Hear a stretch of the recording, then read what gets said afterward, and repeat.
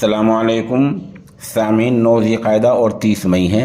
ख़बर का उन्वान है नासिर और जुनैद के कत्ल का मामला फिर गर्मा गया है। हरियाणा पुलिस की बेहिसी सामने आई है।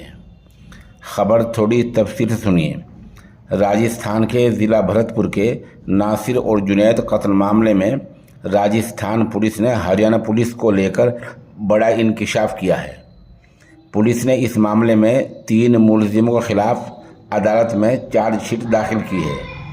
साथ ही इस मामले में मुलव्वस 27 दूसरे लोगों के खिलाफ भी जांच की जा रही है। भरतपुर के गोपालगढ़ पुलिस के जांच अफसर राम नरेश मीना पूरे मामले की जांच कर रहे हैं। फिलहाल पुलिस ने इस मामले में रिंकू सैनी, मोनू राणा और गोगू के खिलाफ चार्जशीट दाखिल की है। इन तीनों के खिलाफ कत्ल के सबूत मिटाने और अगवा समेत कई मामलों में चार्जशीट दाखिल की गई है। ये चार्जशीट 16 मई को अदालत में पेश की गई थी।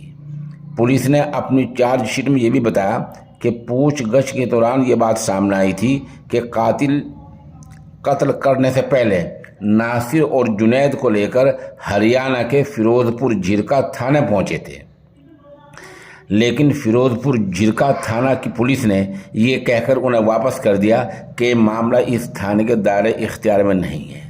इससे आप अंदाज़ा लगा सकते हैं कि हरियाणा पुलिस ने कितनी बेहिसी का मुजाहरा किया है। अगर हरियाणा पुलिस उसी वक्त मामले को अपने अंदर ले लेती और अपनी कस्टडी में ले लेती तो नासिर और जुनैद को कत्ल से बचाया जा सकता था।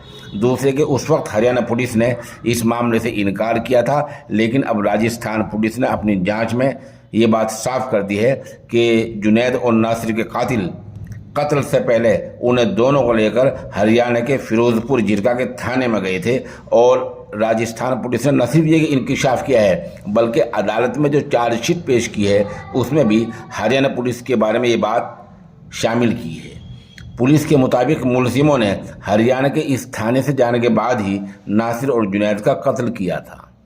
काबिल ज़िक्र है कि फरवरी में भरतपुर ज़िले के पहाड़ी इलाके के गांव घटमिका के जुनैद और नासिर गोपालगढ़ से लापता हो गए थे। इसके बाद उनकी लाश हरियाणा के ज़िला भिवानी में एक बुलेरो कार में जली हुई हालत में मिली थी, जिसके बाद हंगामा हुआ था। इस मामले में हरियाणा और राजस्थान पुलिस भी आमने सामने आ गई थी। इस वाक़े से जो चार्जशीट राजस्थान पुलिस ने अदालत में दाखिल की है उससे आप अंदाज़ा लगा सकते हैं कि हरियाणा पुलिस का किरदार उस वक्त कैसा बेहिसी वाला रहा है।